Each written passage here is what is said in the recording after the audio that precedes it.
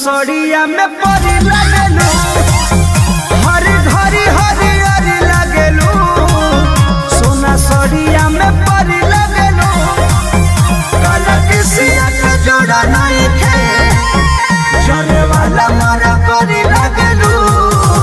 खट्टा मीठा रस भरी लगेलू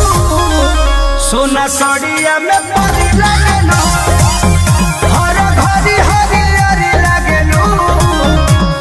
सड़िया में परी लगेलू